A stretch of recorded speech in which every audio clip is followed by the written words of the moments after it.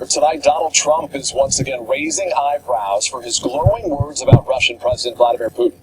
It comes just hours after the Russian leader announced he would not retaliate against the U.S. for imposing new sanctions following Russia's attempts to interfere with the election.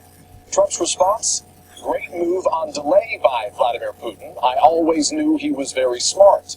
Also tonight, our first look inside one of those luxurious compounds the Russians are being forced to leave. We begin tonight with NBC's Hans Nichols.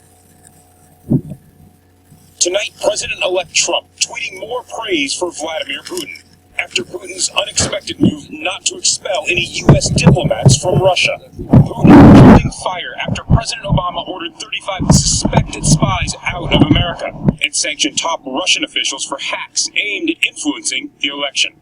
Putin writing, "We will not create any problems for U.S. diplomats, but insisting that we are keeping the right to retaliate." Trump's response? Great move on delay by V. Putin. I always knew he was very smart. Putin's decision surprising some administration officials. And coming just moments after his own foreign minister publicly called for American diplomats to be kicked out. But the former KGB colonel instead personally inviting the diplomats' children to a New Year's Eve celebration. NBC's Lucy Kavanaugh is in Moscow. The holiday parties that the American children were invited to will take place behind me at the Kremlin Palace.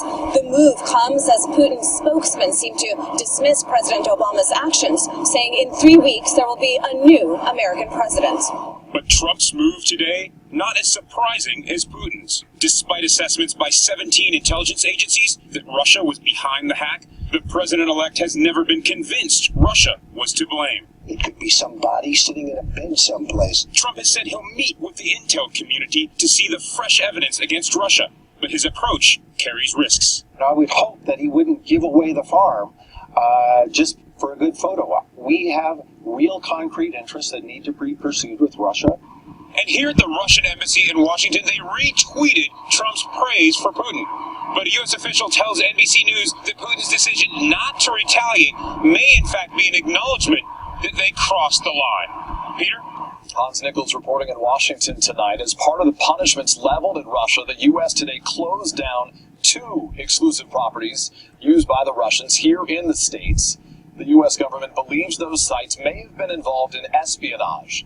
Tonight, NBC's Gabe Gutierrez has an inside look at these compounds that have stood in plain sight for decades. Today, outside this compound in Maryland, a rush to pack up and get out. A day after the U.S. said it was shutting down the home and another one on New York's Long Island as part of its retaliation against Russia.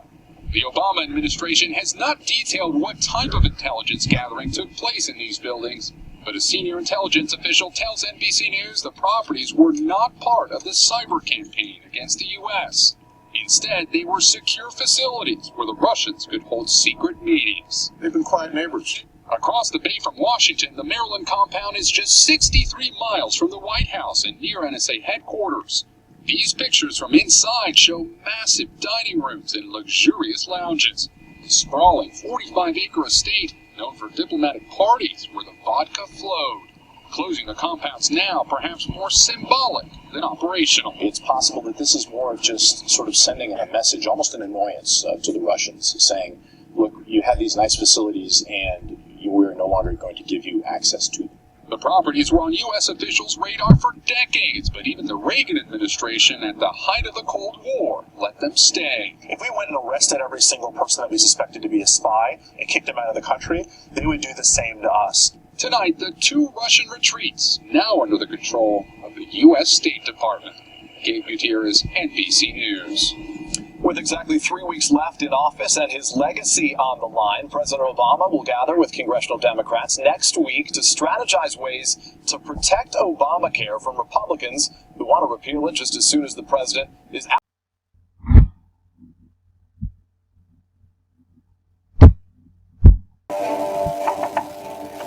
Mr. Trump, your next appointment is here. Great. Come on in. Have a seat. Let's see what you've been up to. This is your review. So, your current position. It looks like you've never really managed people before. You've never run a business. Who hired you? You oversee budgets. never responsible for making a payroll or signing paychecks. You've really never balanced anything, certainly not your own budget. Now, your golf swing is good, but I know you get to play a lot. And for all that you play, you should have a much more upright finish. You'd be much better at the game. Just recently you said, the private sector's doing fine. The private sector's dying. You had some clear objectives when you took the reins. You promised hope and change. How did you do there? Okay, what else? Let's see, how about marketing? Oh, you have a new slogan. We have to move forward. In your case, really, that's a lot better than having the people look back, because it hasn't been a pretty period. But you know, I have a slogan too. We'll get to that later. Now, you're a really good speaker. I love the way you speak. But talk is cheap. You've got to get results. Without results, it all doesn't matter. There's no reason for keeping important information away from people that hired you. Frankly, it makes us worry whether or not we can trust you at all.